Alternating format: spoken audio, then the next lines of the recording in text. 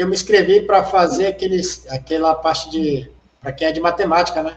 Sim. Caminhos para a recomposição da aprendizagem em números e operações no ensino fundamental. Isso mesmo. A senhora vai dar essa palestra, é? Isso mesmo. Ah, sim.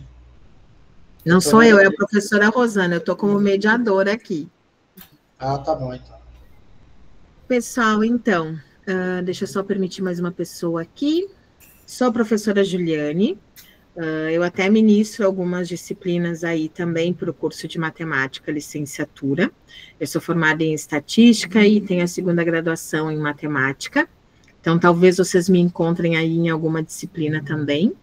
Então, hoje a gente está começando aí essa semana do educador, que foi uma solicitação que vocês fizeram, né, na avaliação institucional, e a gente está aí atendendo o pedido de vocês. Hoje a gente vai ouvir a palestra. A professora Rosana não gosta que chame de palestra. Essa nossa conversa sobre os caminhos para a recomposição de aprendizagem em números e operações do ensino fundamental. Então, a gente vai ouvir agora a professora Rosana. A gente fez um combinado também, que se vocês tiverem alguma pergunta durante a fala dela, vocês podem levantar a mão e abrir o microfone. Com a senhora, dona Rosana. Dona não, porque a gente tem quase a mesma idade. Daí eu vou sair daqui dessa tela e aí eu não vou enxergar, prof, quem levantar a mão, mas daí tu vai me ajudando daí, tá? Pode deixar. Tá, então tá. Então, boa noite, pessoal. Eu sou a Rosana. Eu sou professora da rede pública aqui de Canoas e de Porto Alegre. Eu sou doutoranda aqui da UBRA e a minha professora orientadora é a professora Cláudia.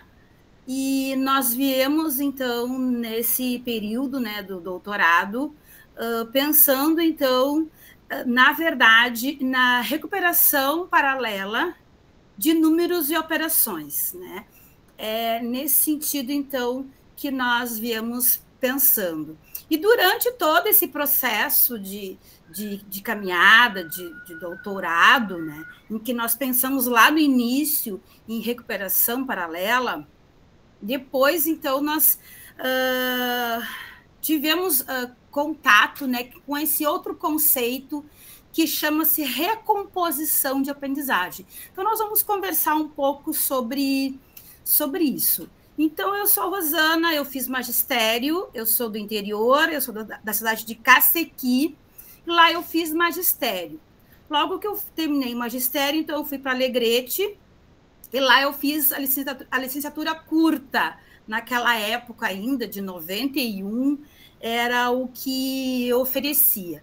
E depois dali, então, eu fiz a licenciatura plena em matemática, que era mais um ano. E desde lá, então, de Alegrete, quando eu fui para estudar a licenciatura, como eu já tinha magistério, desde lá, então, eu trabalho na rede pública. Eu dou aula há 34 anos, né? Me formei lá em Alegrete e vim embora aqui para a região metropolitana.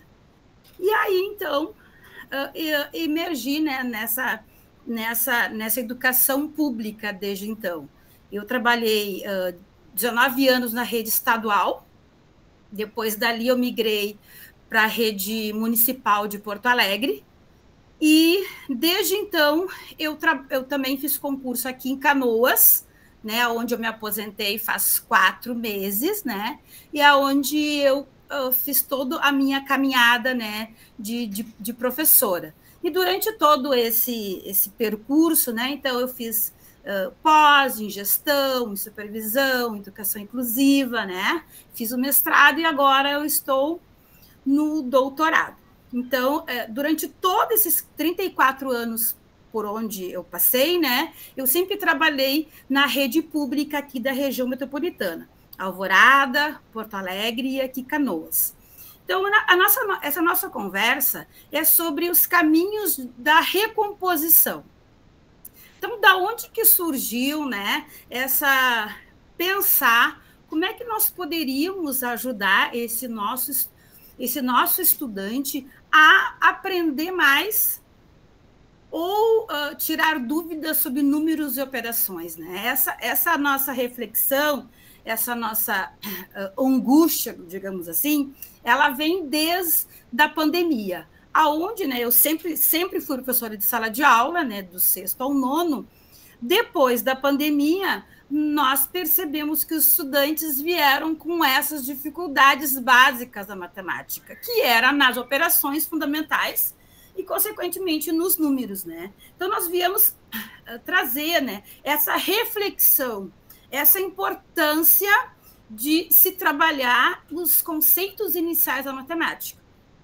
Então, eu falo como professora, né, de sala de aula, de como, né, esse professor que vai trabalhar com esse estudante do 6º ano, como ele tem que estar atento, né, a essas operações fundamentais, que nós sabemos que o nosso estudante, quando ele chega no 6º ano, né, geralmente ele vem com bastante dificuldades, né? Não vem aqui ao caso nós analisarmos as questões, por que ele chegou, né? Mas nós precisamos entender que, a partir daquele momento, nós, como professores, precisamos pensar caminhos, né, para que o estudante possa aprender mais. E, para isso, nós fomos olhar, né, para como pensar nessa recomposição.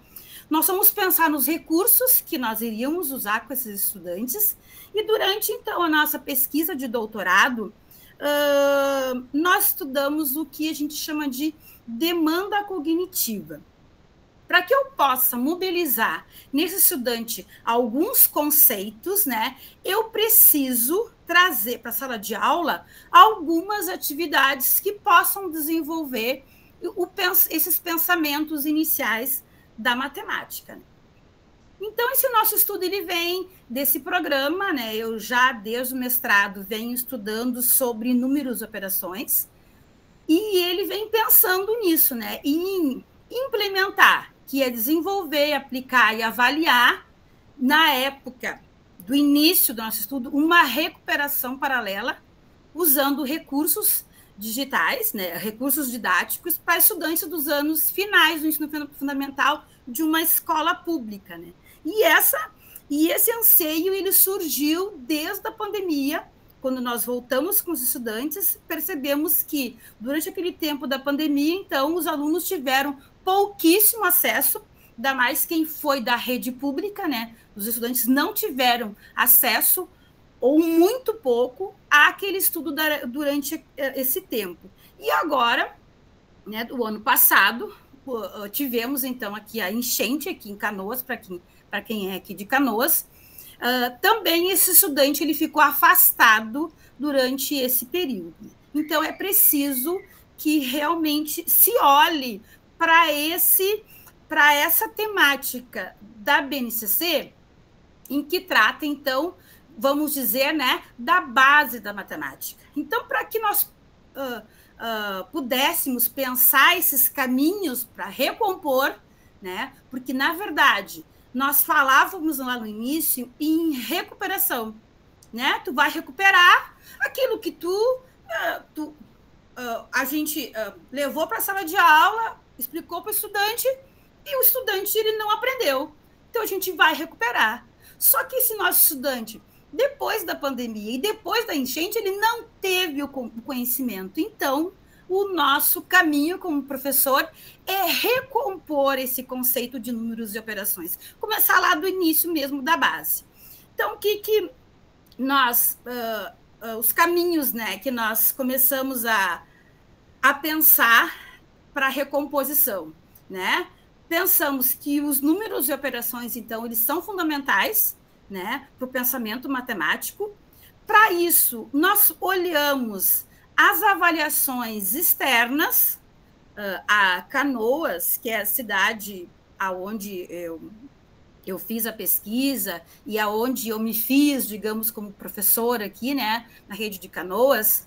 Agora, nesses últimos anos, ele organizou uma avaliação externa, né? Os nossos estudantes eles vêm passando por algumas avaliações que vêm de nível federal, mas a nossa rede aqui de Canoas, ela também organizou uma avaliação para poder, né, traçar caminhos para poder ajudar, né, nessa recomposição ou na recuperação que nós vemos pensando anteriormente. E também nos recursos didáticos mais adequados que tu vai usar para que tu possa recompor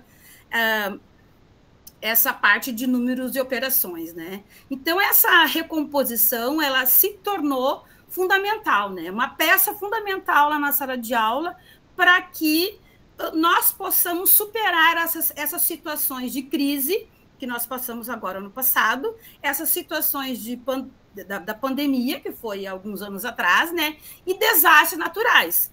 Para quem já está em sala de aula, já é professor, percebe, né, que a cada chuva que tem, os alunos não vão.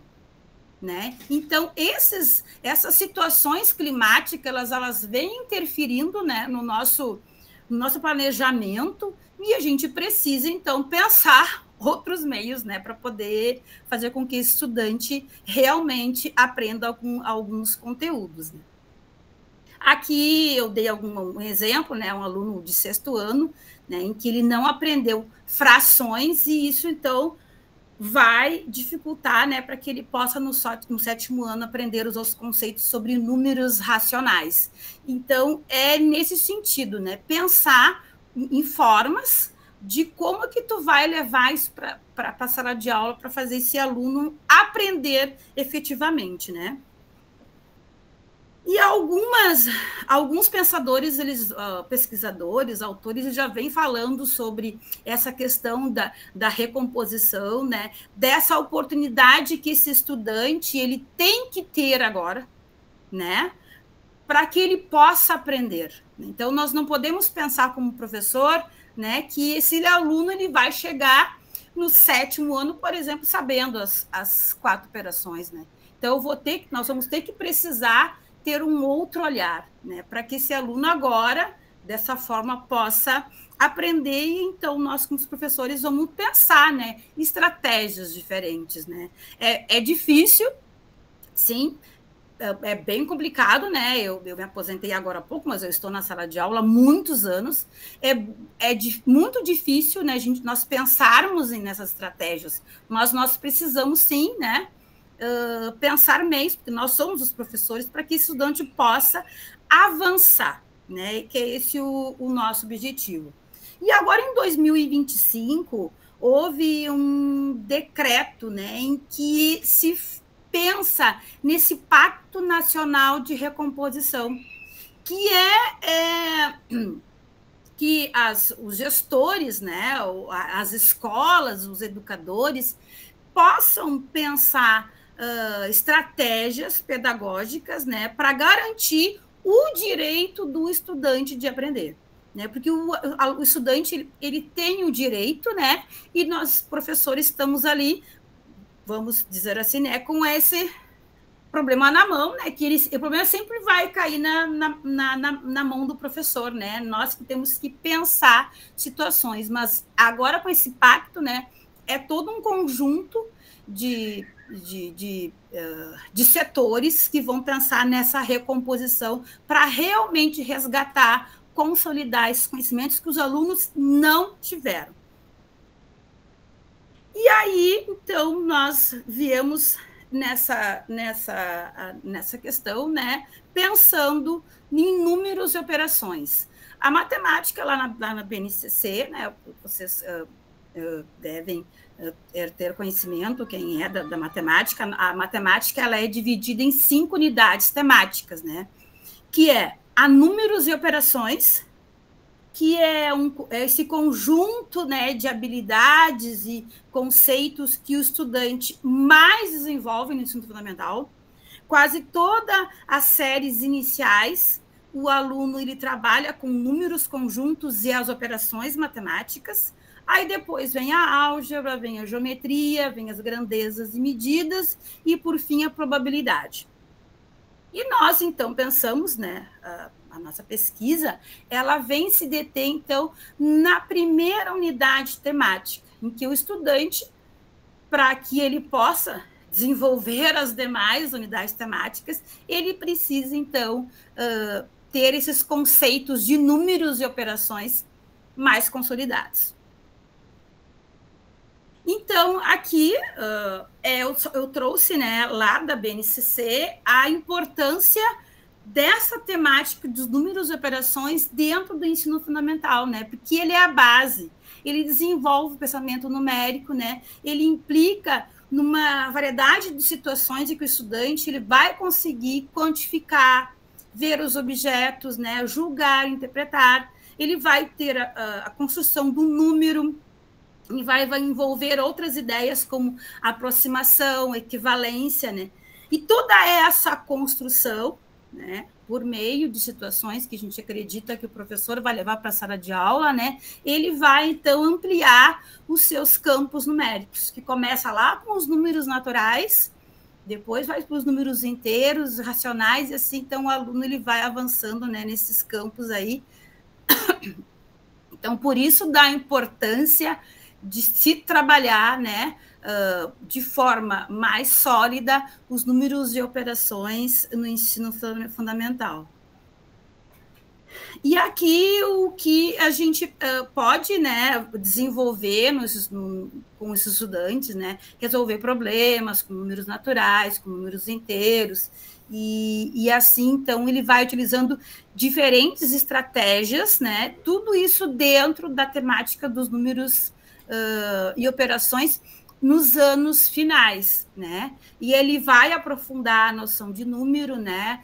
E colocá-los, então, diante de outros problemas, colocando, então, já as outras temáticas, né, da BNCC, aí, e mobilizar os pensamentos para que ele possa desenvolver as outras habilidades matemáticas, geométricas, e probabilidades, estatísticas, né?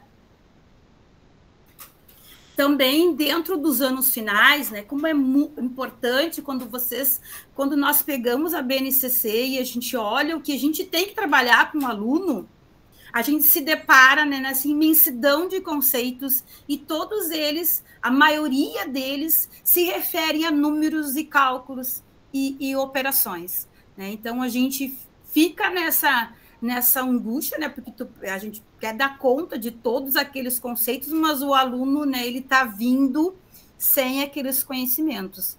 E aí, eu trago aqui, né, a minha experiência, assim, de professora, né, de que realmente a gente precisa, às vezes, parar, né, com alguns conteúdos e voltar para a base, né? Voltar e fazer com que o estudante possa desenvolver as habilidades iniciais da matemática, que são as 4 operações, para que ele possa avançar, né, nos outros conceitos, né? Daí vai envolver também educação financeira, fazer a comparação de números, e isso também vai além, né, do que nós temos, daqueles conceitos matemáticos da sala de aula, que é envolver outras dimensões, né, culturais, sociais, políticas, fazer com que esse estudante possa fazer escolhas, que é isso que nós queremos como professor, né, que nosso estudante possa fazer boas escolhas com que, né, nós estamos trazendo na sala de aula. Os alunos gostam muito, muito de perguntar para a gente, né? Ai, prof, para que tu vai? Para que serve isso, né? Tudo para o aluno tem que ter uma serventia, e também a gente fica se questionando, né?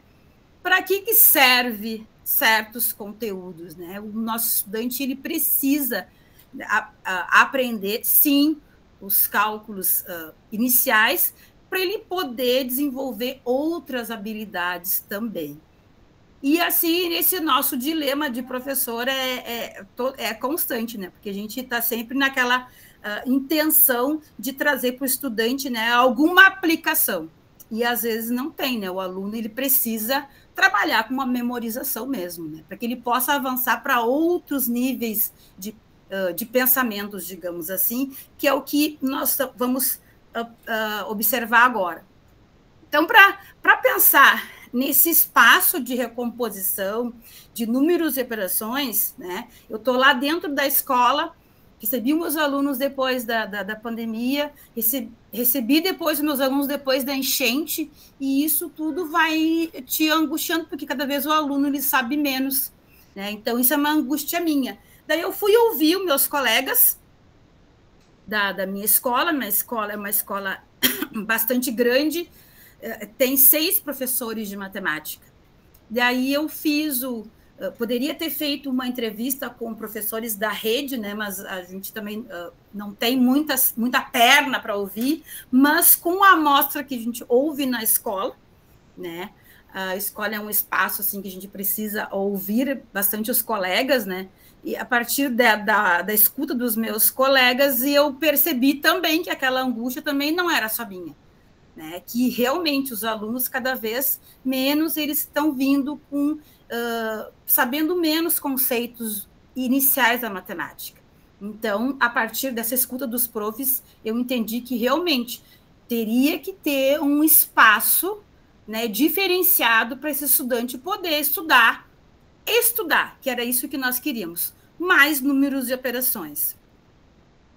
Nós fomos também daí olhar as avaliações externas de Canoas, e nós percebemos que lá na avaliação externa também os alunos apresentavam, obviamente, né, se eles apresentavam dificuldades na sala de aula, isso vai refletir também nas avaliações. E por que, né, usar as avaliações? Hoje em dia tem essa polêmica de se usar ou não as avaliações externas, o que elas mostram para a gente, o que o professor faz com aqueles dados, né?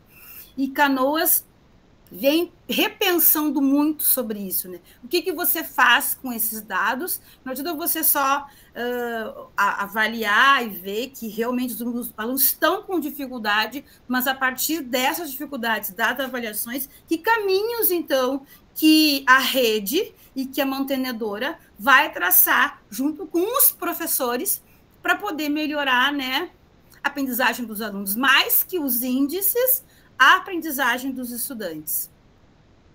E aí nós trouxemos, então, né, pensamos em entrelaçar junto com as avaliações, olhar as tarefas matemáticas. Bom, se o nosso aluno não está aprendendo, né, que tipo será de atividades que nós vamos trazer para a sala de aula para mobilizar o pensamento dos estudantes? Então, nós fizemos esse combo.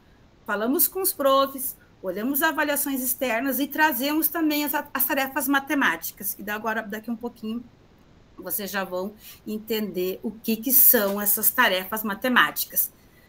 E as avaliações externas, que é o que nós, professores, não queremos, a gente, maioria de nós, né, eu estou na sala de aula lá e a gente não quer as avaliações, porque ela vai revelar, né, essas fragilidades que nós temos como professores também de avançar, né?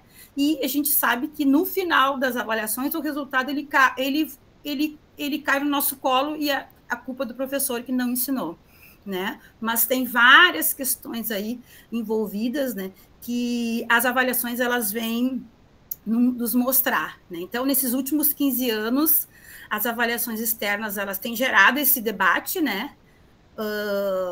Para que elas vão servir, né?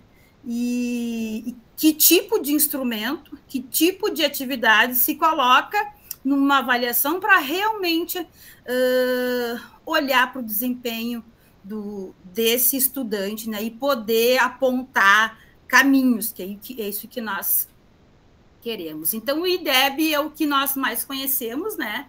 Que é o Índice de Desenvolvimento da Educação Básica, que ele é o principal indicador da educação brasileira.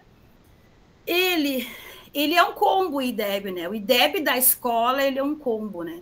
Ele é um combo da avaliação de português e da avaliação de matemática, junto com a taxa de aprovação. Então, nesse combo todo, né, a escola tem o IDEB, e a partir, então, do IDEB que são traçadas várias políticas, né? E nós sabemos que quanto menor o IDEB, né,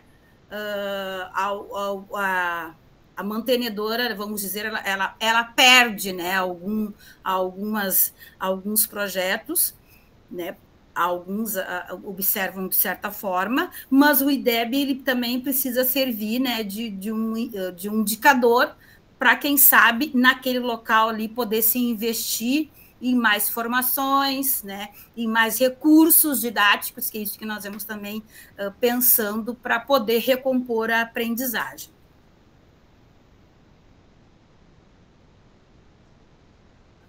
pessoal, vocês podem ir conversando. Eu vou falando, tá? Eu vou falando.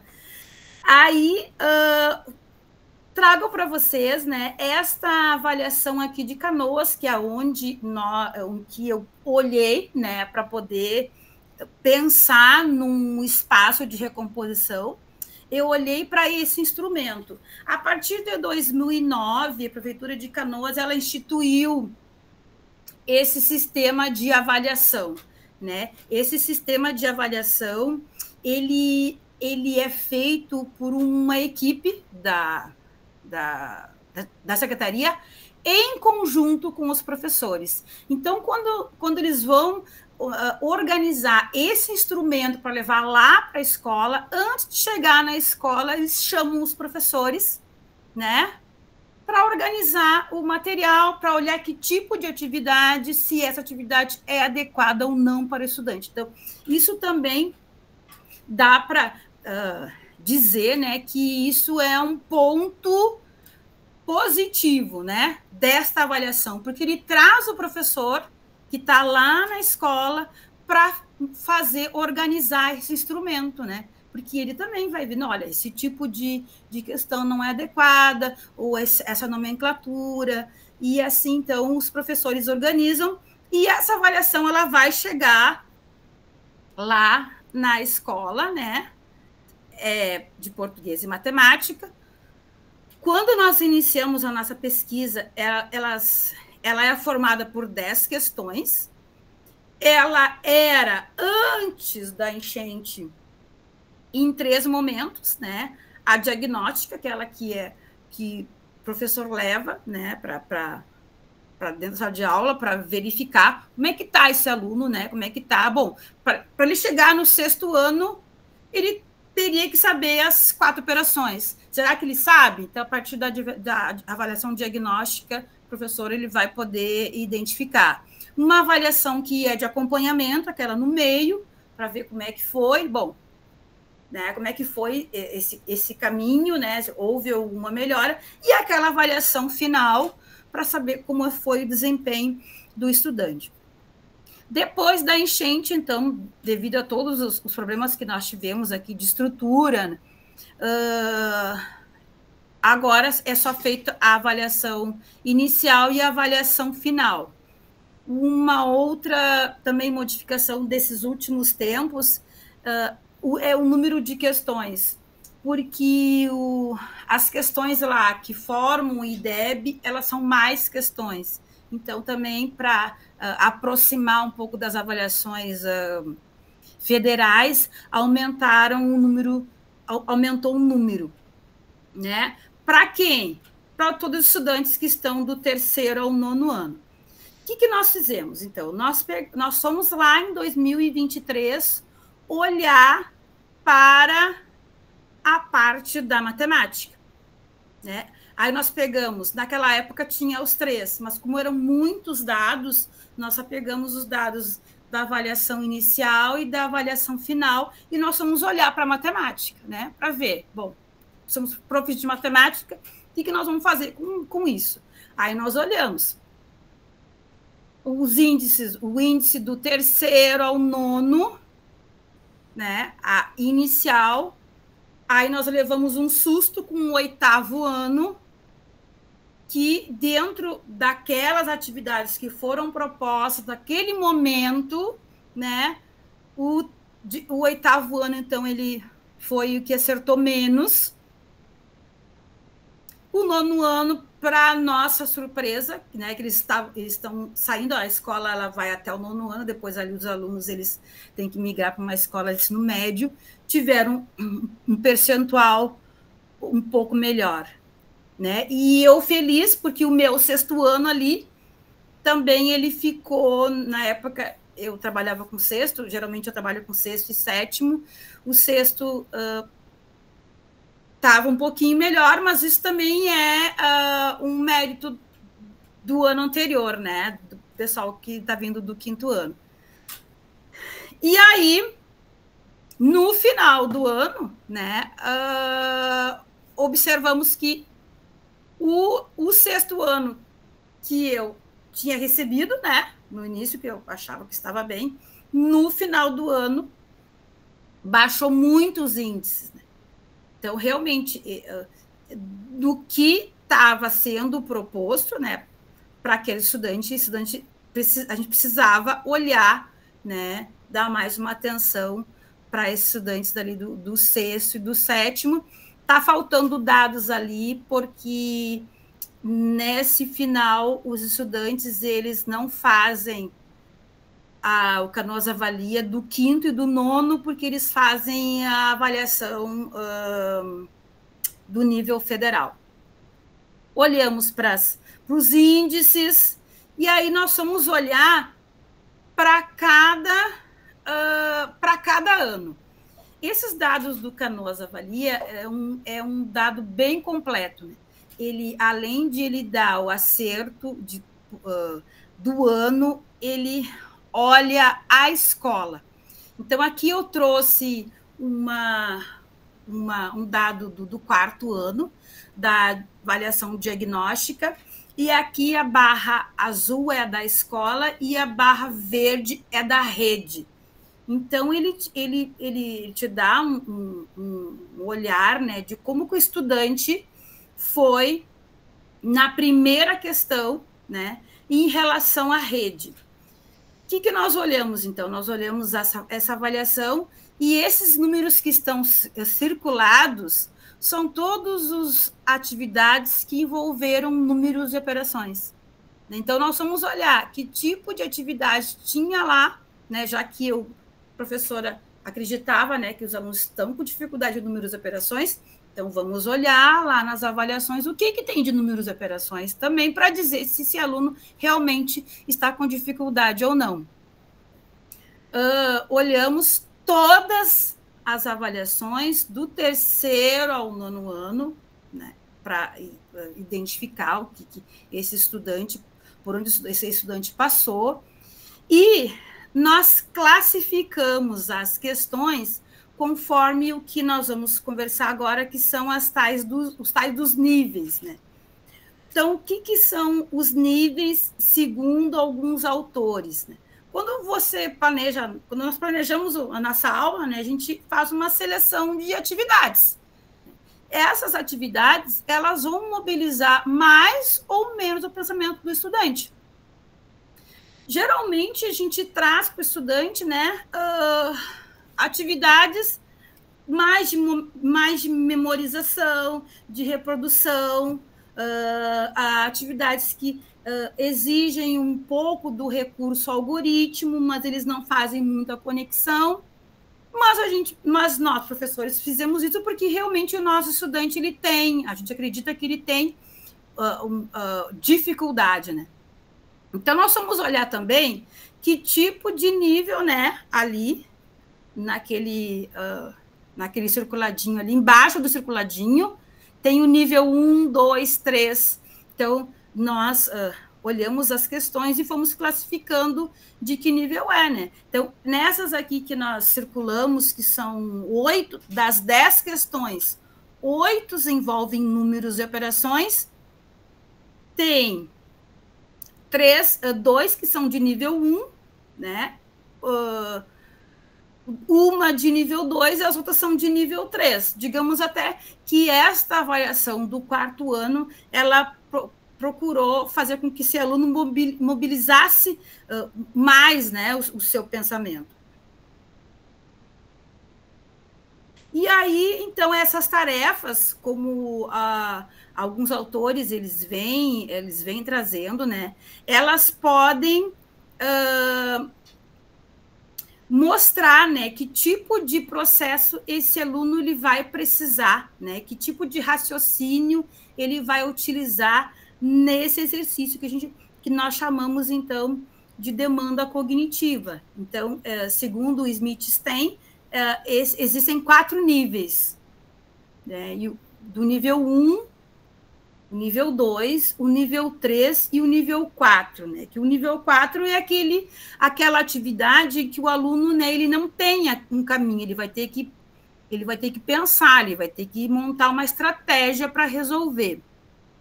E aí nós olhamos as questões, olhamos alguns livros, olhamos para o nosso próprio material, né? Nós não temos essas tarefas de nível 4. Até os livros, que são o recurso mais próximo que o professor tem na sala de aula, nem os livros didáticos têm o nível 4, né?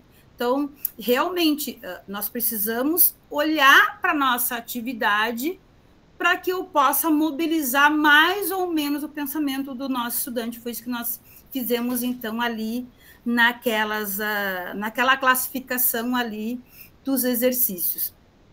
E a gente daí tem que olhar também para o nosso material, né? A gente não tem muitas atividades que possam desenvolver esse nível, né, de pensamento mais elaborado.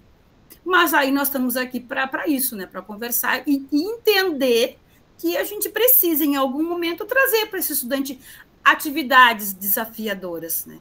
Então, nós, professores, nós queremos levar para a sala de aula coisas que os alunos vão conseguir fazer fácil. A aula hoje foi ótima, os alunos fizeram tudo, né?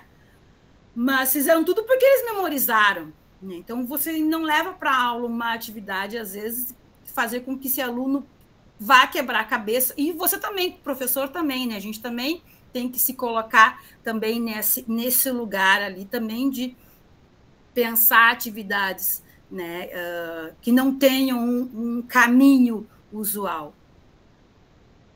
E aí eu trouxe de novo, né, para a gente pensar nesse caminho de recomposição.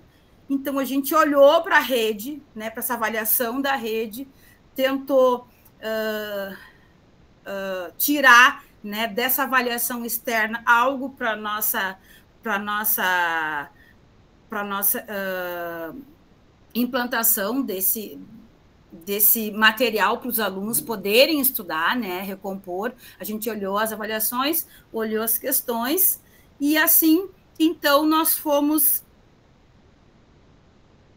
Aqui eu trouxe... Aqui são as atividades lá das avaliações, tá? Que esse material aqui é da casa de formação, que é bem completo, ali eles têm as habilidades. O que nós fizemos foi classificar. Esse material está disponível, né? A gente usa muito na sala de aula também. Ele está disponível para usar depois que se aplica, né, para as avaliações. E aí nós olhamos as atividades que estavam de acordo com os números de operações, e nós fomos ali classificando para poder ter, né, um norte, poder realmente entender que esse estudante, que não era só uma percepção minha como professora, mas também que isso também seria uma dificuldade também de uma rede inteira, né, ou de um grupo, ou da escola, no caso, onde eu trabalho. Aqui eram os dados do 7º ano também, nós fizemos a mesma coisa, né? Das 10 questões, tinha 6 que envolviam números de operações, então, quanto mais quanto mais o aluno está mais avançado, né, na escola, no caso, nos níveis, menos questões ele tem de números de operações, até porque a BNCC também ela vai diminuindo, né? O aluno ele vai está envolvido, imerso em mais questões de números de operações, mas até o 7º ano, 8º e 9º, ele já tem as outras temáticas, aí ele já vai estar mais imerso na álgebra e na geometria, né? Isso a gente entende que, por isso que às vezes as avaliações de 8º e 9º nós não encontramos muitas questões que envolvem números de operações. Aqui são questões que nós tiramos de lá para analisar, para ver que tipo de atividade e o que estava mobilizando no estudante. Também a gente usou bastante em sala de aula também para trabalhar com os alunos. E aqui foi um geral que nós olhamos da avaliação diagnóstica, né?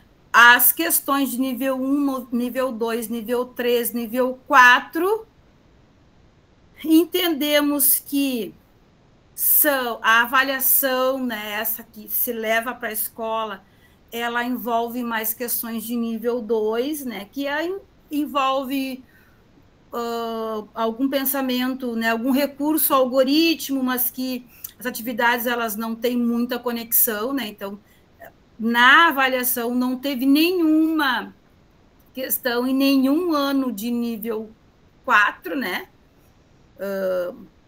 A gente entende, óbvio, que não vai ser numa avaliação externa que tu vai exigir do aluno, mas isso é um pouco do reflexo do que está lá na sala de aula, né? Então, a gente não coloca, também a gente também não traz para o aluno essas atividades, né?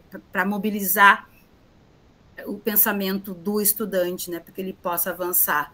Aqui também a avaliação final, de novo, foram avaliações de nível 2, né? De nível 4 não teve.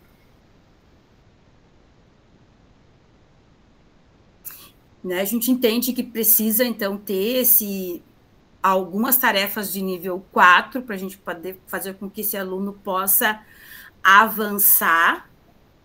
E aí nós vamos pensar nos recursos, né? Depois de toda essa análise, conversar com os profs, olhar as avaliações, nós vamos pensar em algum recurso, né? Aqui as escolas de Canoas, elas, apesar da enchente, né? A minha escola do lado de cá, como se fala, né? Que tem a BR, e é do lado aqui de cima, né? Ela não foi afetada pela enchente, mas nós servimos como abrigo, então, do mesmo jeito que as escolas do lado de lá foram afetadas, que foram devastadas, nós aqui do lado de cá ficamos também prejudicados, porque nós servimos de abrigo. Então, as escolas daqui de Canoas, elas têm bastante recurso digital, né? Que são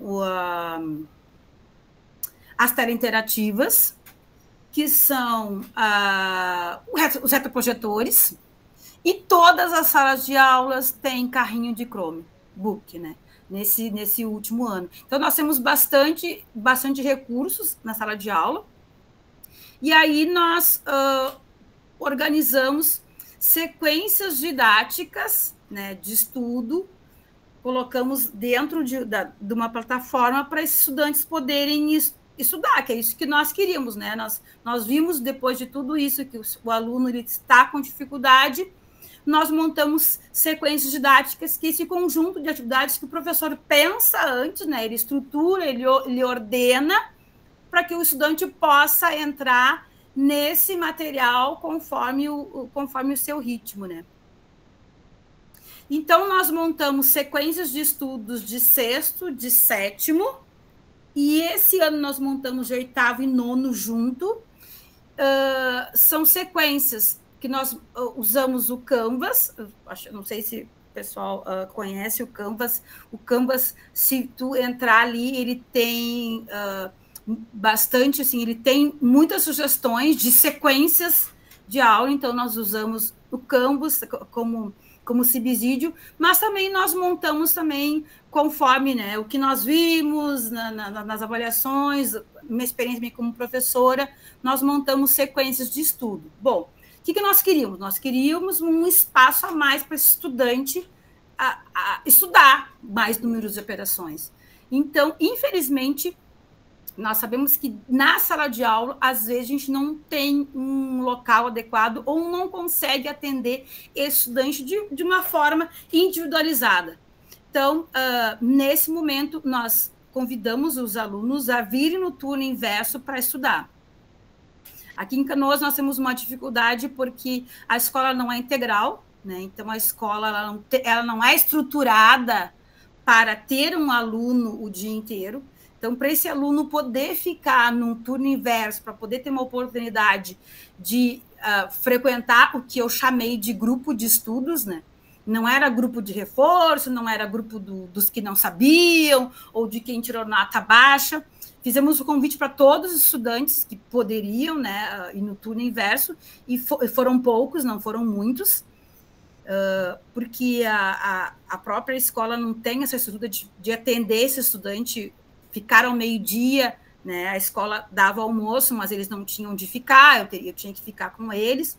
Depois também, para ficar no turno inverso, também a gente tivemos que organizar espaços diferenciados para poder atender esse aluno, porque nós também entendíamos que, para fazer uma recomposição, esse aluno tinha que ter um espaço diferente sem ser o da aula, né? Porque nós não temos essa dificuldade, às vezes, de atender esse estudante de forma mais particularizada. Aí nós montamos essas sequências, aqui, o tempo é pouco, né? Mas, assim, a nossa intenção é, daqui um pouco, oportunizar essa sequência para os professores da rede aqui de Canoas, né? Então, aqui tem... nós não conseguimos colocar tudo, mas colocamos a parte de números naturais, a parte das operações fundamentais naturais e um pouco de fração. Então, o estudante ele veio no turno inverso. Esse material nós montamos, nós criamos. Depois também tinha um material do 7º ano. E esse ano nós montamos um grupo de estudos do 8º e do 9º. E como é assim, os alunos precisam vir no turno inverso, nós pensamos o que nós vamos trazer para esse estudante do 8º e do 9º, é um pouco mais resistente, né, de vir no turno inverso. Qual foi a nossa ideia, né? Olhar para as provas do Instituto Federal, daqui de Canoas, daqui da região e da fronteira, esses últimos, olhamos o que tinha ali de números de operações, e aí nós montamos uma sequência de estudos através dessas questões do Instituto Federal. Daí, realmente, assim, os alunos vieram bastante. Aí eu fiz um grupo só, do 8º e 9º.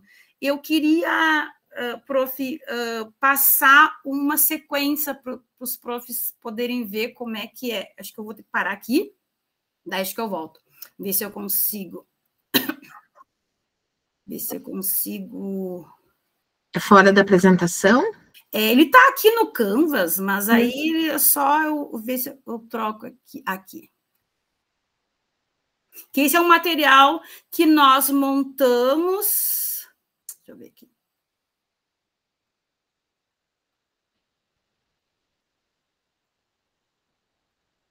Ele aparece, prof? Está aparecendo certinho. Então, esse material aqui nós montamos para os estudantes, ó. Ele é de números inteiros. Então, o estudante, nós colocamos todo esse material no Class, e aí eles tinham oportunidade de estudar, né? Tirar as dúvidas. Tá, mas aí como é que tu montou? Nós montamos com os livros que eu tinha na sala de aula, que eu sou professora da sala de aula, né? Com os livros que nós tínhamos. As atividades são lá dos livros também, né? Usamos bastante para estudante poder revisar. Daí aqui nós fazíamos toda uma estrutura assim, né, de resolução de problemas, se ele tinha entendido, tirar os dados do problema, qual era a pergunta, que conta que ele precisava fazer para resolver o problema, quais são os dados aqui. O aluno ele tinha esse material, né, para ir estudando. Um pouco também eu ia passando com eles, isso tudo no turno inverso da aula, né? Uma pena assim que não pôde ser todos os estudantes que puderam ter oportunidade desse material, mas para alguns alunos nós conseguimos oportunizar esse espaço, né, de mais um espaço para o aluno aprender mais sobre números e operações. Então, esse material aqui, todo esse material que depois a gente pretende, então, levar para os profs da rede, né, para eles usarem como um recurso a mais das suas aulas. Então, um dos recursos foi as sequências, né? Um outro... Deixa eu ver aqui.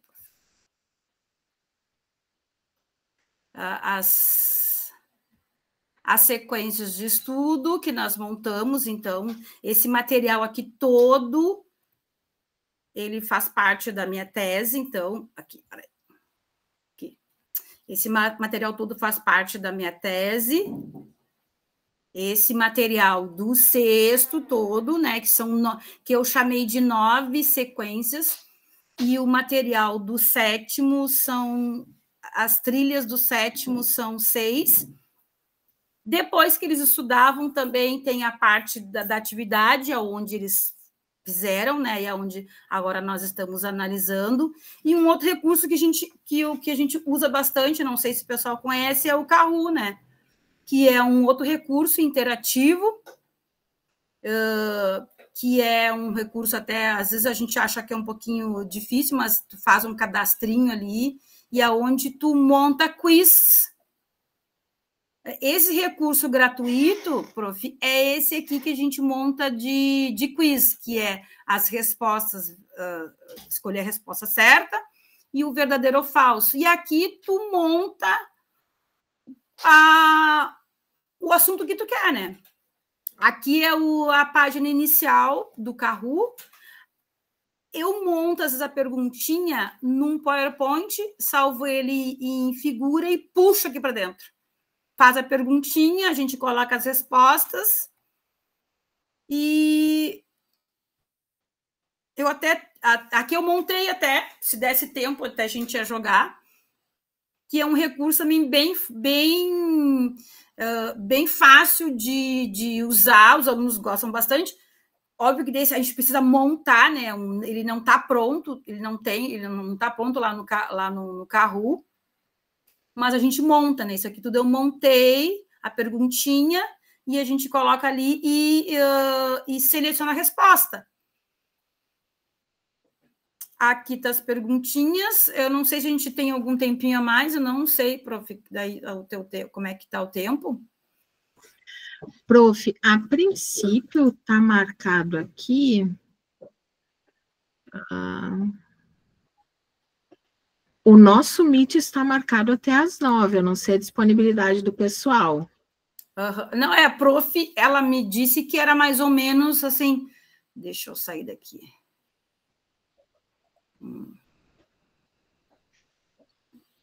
A prof disse que era mais ou menos 1 hora, assim. Aí eu até fiz o Kahoot, não sei, é que nós somos poucos, né? Não sei se o pessoal gostaria mas eu não sei se todo mundo conhece o Kahoot, e acho que seria legal de mostrar, porque é uma gamificação que hoje as escolas, especialmente as particulares, pedem bastante, né? Então, acho que seria legal mostrar, não sei quantas perguntas tu preparou, eu acho que seria legal, quem não conhece, conhecer. Tá, então eu vou abrir aqui. De repente, não que a gente resolva só para mostrar, para o pessoal mostrar. Que aqui está o meu Kahoot, assim, algumas coisas que eu montei. Não está compartilhando, prof. Tá. Não está compartilhando? Não. Deixa eu ver aqui. Onde eu estou? Ele fala que não é possível compartilhar. Deixa eu ver. Vamos ver aqui. Vamos de novo. Compartilhar. A tela a gente está vendo aqui. Não, prof? Estou vendo a tela, mas não abriu nenhum quiz. Tá, não, mas é só a tela aqui é onde aparece... Tá, tem frações, álgebra... Isso, tá. Então, aqui para mostrar aqui que é o Kahoot onde eu montei, né? Onde a gente monta. Então, aqui eu montei, aí nós vamos começar a jogar. Ó, ele vai aparecer essa tela aqui. E essa tela a gente não está vendo ainda. Não. Iniciar, não? Não, tá na inicial do Kahoot. Kahoot, não sei como é que fala. Não aparece o código para entrar? Não, tu deve ter compartilhado só uma aba. Aí mudou de aba, não está aparecendo. Deixa eu ver se eu consigo aqui. Deixa eu fechar esses aqui.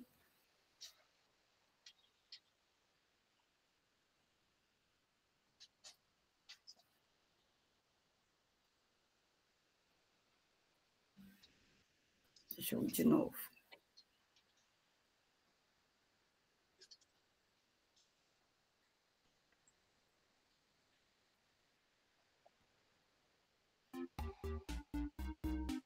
Agora sim. Tá. Então, assim, depois que tu monta... Deixa eu ir para cá. Tá aparecendo, prof? Tá, sim. Tá. Depois que eu montei ali as perguntinhas bem simples. Para mim tá aparecendo. Oi? Para mim tá aparecendo aqui. Tá. Então, olha só. Para participar, o que tem que fazer? Vocês têm o QR Code no celular? Eu estou usando o celular para assistir. Ah, tá. Então tá. Então, assim... Mas tem como colocar o link também no chat, né? Deixa eu ver se eu consigo, peraí. Daí, para poder entrar, nós vamos ter que entrar ali naquele endereço ali. E aí vai aparecer eles vão pedir o código. Eu vou tentar entrar aqui no meu. Eu entrei. Isso, vou também entrar aqui para o pessoal ver que quando o aluno entra, ele pode escolher colocar um apelido, tá? Eu vou botar Rô. Ó, tá? Ele vai botar um apelido e quando tu coloca o apelido, tem uma canetinha que tu pode mudar. Ó, eu troquei ali, ó. Troquei eu coloquei um link aqui, não é o link certo, tá? Eu achei que tinha copiado e não copiou. Aqui é o da semana do educador. Estava tentando copiar. Daí também eu posso mudar tô mudando ali o acessório. E aí os alunos se divertem primeiro nessa questão ali de organizar o personagem. Daí tá pronto, né? Então, daí nós vamos iniciar o jogo. O Kahoot, ele tem... Quando tu monta, né, a atividadezinha, geralmente ele está configurado para um tempo, né, definido ali. Geralmente são 20 segundos. Ó. Deixa eu...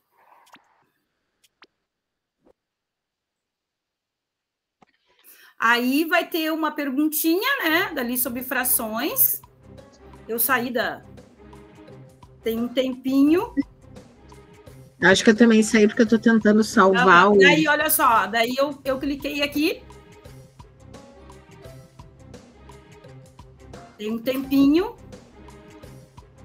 Aqui, quando a gente coloca a pergunta e coloca as respostas, a gente já configura a resposta certa. Então, eu botei, ó, eu errei, ó. Aqui sou eu. Aí ele vai, cada perguntinha, então, ele vai ranqueando, né, a turma. Assim, tu tem uns 20, daí eles já vão, eu tô em primeiro, eu tô em segundo. Aí a gente vai avançar, ó. Nós duas estamos com 0. Aí vai vir uma outra perguntinha, e aí, na tela aqui do computador, só aparece os símbolos. Aí eu vou ler que fração, parte pintada. Daí eu vou ler ali. Pronto. Então, o Kahoot, eles são duas questões. Ele, além da resposta certa, quem coloca a resposta primeiro? E aí ele tu vai trabalhando com os alunos com isso, eles gostam bastante. Vamos ver aqui. Aí ele vai dando a pontuação. Aqui vai uma outra perguntinha sobre fração. A parte que não está pintada da figura. Aí é que só aparece na tela só o símbolo. Ó, 10 segundos, 7 segundos, e aí tu tem que apertar.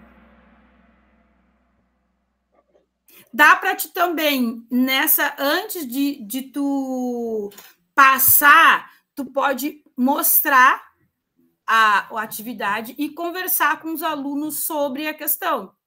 Né? Então, como aqui na escola nós temos a tela interativa e eles têm o Chrome, né? Então, tu Tá, mas qual é a diferença? A diferença é que tu vai trazer mais mobilidade para o estudante, né? Tu vai possibilitar para ele, né, outros exercícios que, às vezes, na sala de aula, a gente, com uma folha e com um livro, a gente não poderia fazer, né? E também vai trazer a questão do jogo, né? Então, é isso também que a gente também procura, né? O que vai trazer de diferente, né? O recurso, né? O jogo, além da parte competitiva, tu poder trazer outras figuras, as sequências didáticas, que foi todo esse estudo que nós fizemos, né, para montar a sequência. Mas qual é a diferença, né, de ter a sequência? É porque o aluno ele vai ter, né, já estruturado o material, e aí o estudante vai poder entrar nesse material conforme o ritmo dele, né? Também é esse o que a gente vem propor, que como é que, para te recompor a aprendizagem, tu tem que oportunizar para o estudante momentos de estudo. Então, o que nós fizemos? Fizemos material a mais para o aluno poder, né, num outro espaço, estudar. Ó.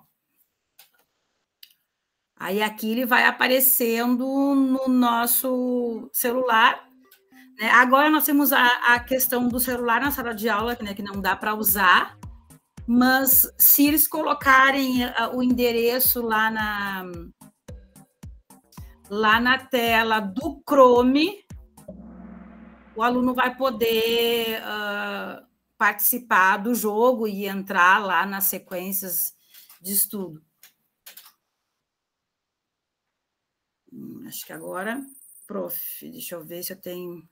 Então, para mostrar, assim, que eu fiz questõezinha simples, mas você pode fazer questões. Eu fiz um quiz sobre... Na Semana da Consciência Negra, nós fizemos sobre questões, né, também da personalidades negras, nós fizemos. Então, ali tu pode colocar qualquer assunto, né, professor? De português, tanto de matemática. Muito legal. A Yasmin aqui comentou que é muito legal. E é ótimo porque é interativo e faz com que eles engajem mais por ser uma coisa que eles gostam. Isso, é. Então, também lá sequências quando a gente colocou lá na plataforma e a gente também faz bem interativo, que pena que não dá, assim, a gente não conseguiu passar para vocês, assim, as sequências didáticas também, os alunos gostam bastante, que é bem colorido, tem bastante figura, né? A gente pode trazer bastante recurso, que às vezes a gente não consegue na sala de aula, né, com o nosso recurso do quadro, do GIS, né, estou falando aqui de uma experiência que eu passei. A minha outra escola da manhã, ela não tem tantos recursos, né, professor, mas o que nós podemos oferecer para o aluno, quanto mais atividades e caminhos, né? Isso que a gente vem trazendo, assim, para que tu possa ajudar um pouco mais os estudantes, né, na sala de aula, que é isso que a gente vem pensando. É um caminho, assim, árduo, né? Quem está lá na ponta da rede pública, a gente já sabe que as dificuldades são imensas, né? Mas é muito bom, digamos assim. É gratificante. Eu sou suspeita, né? Porque eu me aposentei agora há pouco, eu trabalhei 29 anos na mesma escola. E aí a gente vem pensando, né? Como é que tu vai cada vez mais ajudar esse estudante a melhorar o aprendizado, né? É uma pesquisa muito grande, mas quando tu vai levar lá, infelizmente são poucos alunos que puderam ter acesso, né? A gente espera que esse material ele possa ser replicado para outros profs que possam passar para os seus alunos, para que eles possam estudar mais e, assim, melhorar, né, mais o ensino da matemática, a base, para poder melhorar outros níveis, né, para poder chegar numa universidade, quem sabe. Então, essa experiência que eu venho trocar com vocês, assim, sobre o que nós viemos pensando, pesquisando, né? A gente vem acertando, vem errando, vem pensando, mas o nosso trabalho do professor é esse, né? E cada vez mais a gente tem que se inovar, né? E é verdade, né? Assim, não sei se o pessoal gostaria de... Se alguém quer colocar alguma coisa... O pessoal é quieto. Já quietinho. Professora? Fala, Tupinambá, tudo bom? Tudo bem. É que eu acho que essa experiência aí, já que eu estou estagiando numa escola pública, né? Uhum. Se bem que nos anos iniciais as crianças elas têm mais interesse quando a gente bota esses jogos, esses quiz, né? Sim. Alguma coisa interativa, né?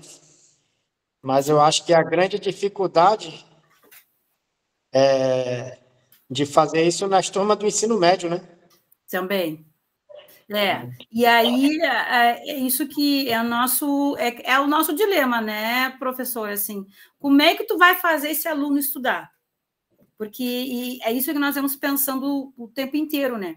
Como é que tu mobiliza esse aluno para que ele possa gostar da matemática? Primeiro é isso, né? A matemática é uma ciência que é possível aprender, mas ele vai passar muito, sim, pelo professor. O professor ele precisa entender que tu tem que mobilizar alguns recursos diferentes. Às vezes a tua aula vai ser aquela folha mesmo, é que eu digo, eu mexo com o meu colega. Tem dia que a aula vai ser do A ao Z linha. Vai ser de nível 1 memorizar mesmo a tabuada, mas vai ter aquele momento que tu vai trazer para aquele estudante uma atividade que ele vai poder mobilizar, sim, pensamentos mais complexos, né? E a gente não pode ter medo também de levar, porque a gente também erra muito, a gente também não sabe. Sim, com certeza. A gente também não foi formado para isso, né? Mas as avaliações exigem cada vez mais que o estudante mostre o desempenho, mas né, assim, então é toda uma questão também de isso fui entender depois de um tempo, né? Que eu faço a minha parte, sim, a gente procura fazer a nossa parte, sim, como lá na sala de aula, na escola pública. A minha sala era a sala 15, lá do Cantão.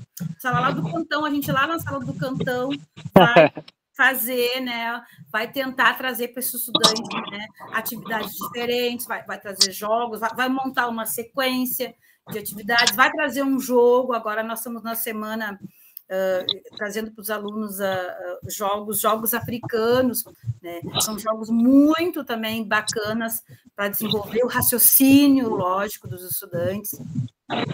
Então é assim, né? O professor é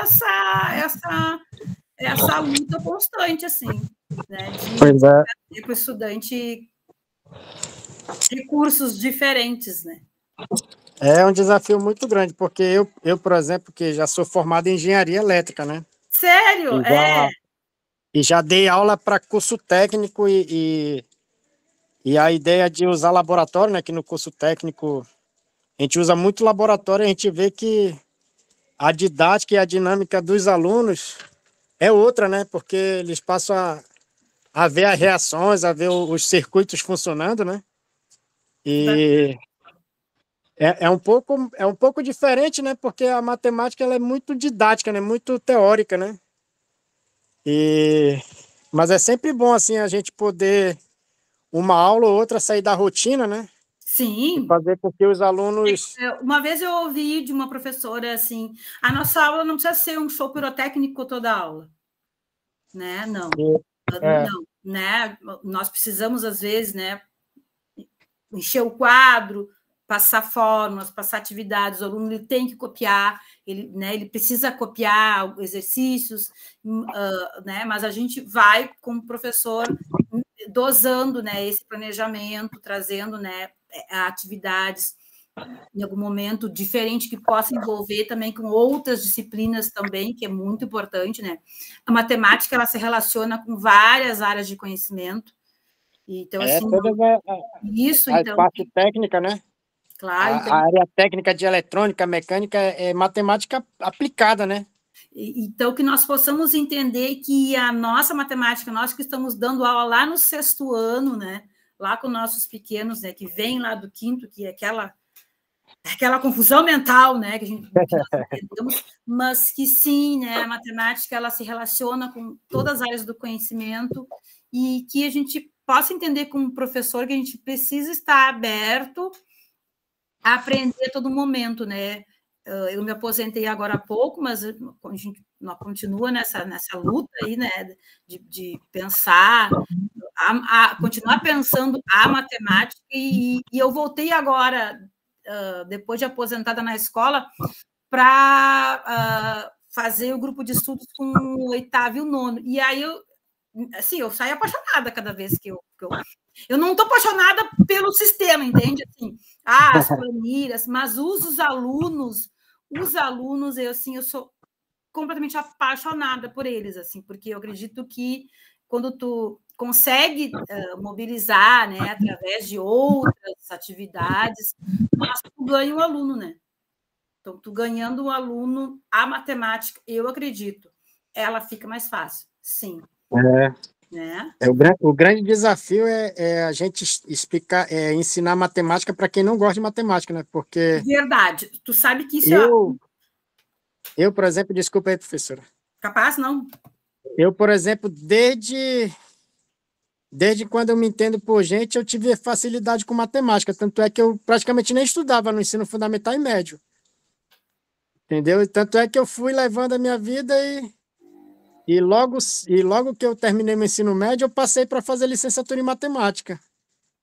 Mas, porventura do destino, né? Eu não fiz. Aí depois eu fiz técnico, né? Fui passando por esse rumo aí de técnica eletrônica, depois técnico em telecom, aí eu fiz engenharia. Aí eu tô voltando de novo para fazer uma coisa que eu queria fazer antes, né? Parabéns, parabéns. E é um desafio grande porque para quem gosta de matemática, que nem eu sempre gostei, poxa, era que nem uma música, né? Que a gente escuta e a gente gosta, né? Verdade. Agora, e outra, né? Antigamente,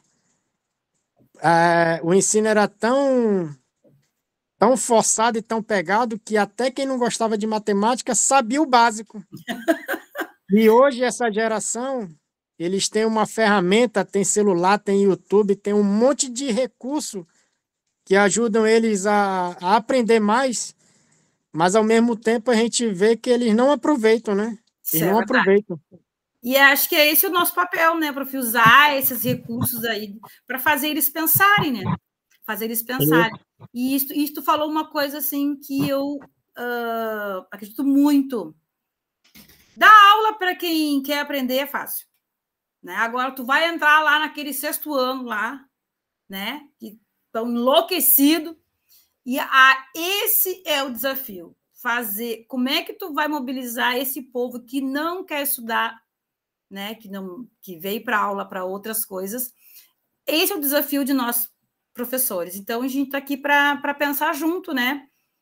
Formas, estratégias, meios para fazer com que esses que na verdade, eu não acredito que não sei se eles não querem estudar. Tem outros fatores por trás, né? Que esse aluno não quer estudar. Mas para esses aí nós vamos ter que pensar, né? Formas de fazer com que esse estudante aí que não quer ou que está indo fazer ele estudar. Mas para quem vai para a rede pública é isso, né, professor? O Tupinambá é muitos fatores externos, né? Família desestruturada. Então, como é que tu vai fazer isso? Então, aqui em Canoas, que é onde eu trago a minha experiência, é uma cidade que está pensando bastante na educação, assim, né? Está trazendo bastante recurso, então que bom, né, que essa região aqui está conseguindo usar, né, a tecnologia, fazer com que o estudante possa entrar nas plataformas, ter acesso a outros materiais sem ser o livro, né, que ele possa ter uma sequência de estudo, que ele possa ter em casa. Então, é isso aí que nós estamos organizando. Obrigada, professor. Nada. Aqui em Manaus eu acho que por ser Brasil, né? Aqui em Manaus, na capital, a gente tem, acho que as mesmas dificuldades que vocês têm aí em Porto Alegre, né? Sim, Dependendo da região que a escola está inserida, né? sim. Tipo, a escola que eu estou fazendo estágio, ela fica aqui perto da Ubra mesmo. Eu E tive aqui em Manaus, agora em julho, no Foi? Enem, no Enem do Encontro Nacional de Educação Matemática, conversando sobre sequências de estudo. Olha, que interessante, né? Sobre isso, né? Levar a sequência de estudo para os estudantes, para fazer com que eles possam ter outros caminhos para aprender, sem ser na aula, sem ser o livro. Sim. Aqui o parâmetro que eu tiro é porque eu moro próximo do aeroporto aqui de Manaus, né? Que é bem distante aqui da Ubra, né? Isso. E eu trabalho aqui na Ubra na parte de manutenção. Eu sou funcionário da Ubra e aluno também, né? Nós tivemos na Universidade Federal de Manaus. Não na UFAM. Na UFAM, né? Na UFAM ou na UEA? Isso.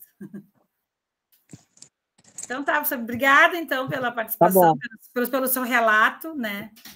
Eu fico feliz, assim, de que existem pessoas, profs ainda, que estão nessa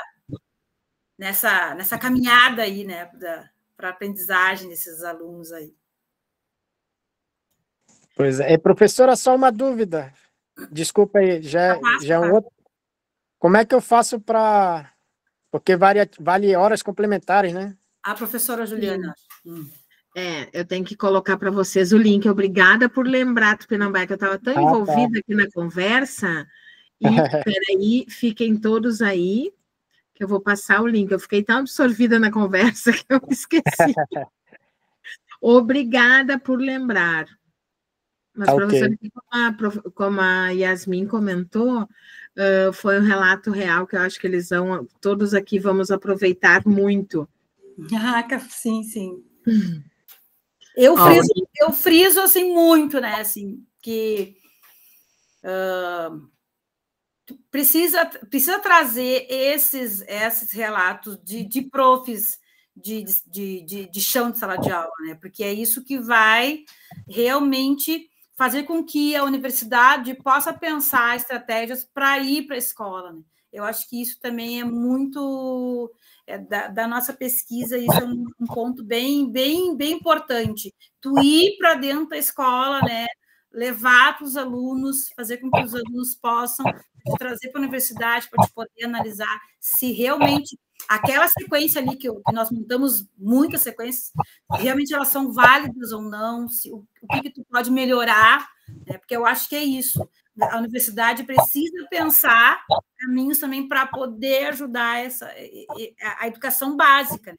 E a educação pública, que também eu acho que é muito importante. É verdade.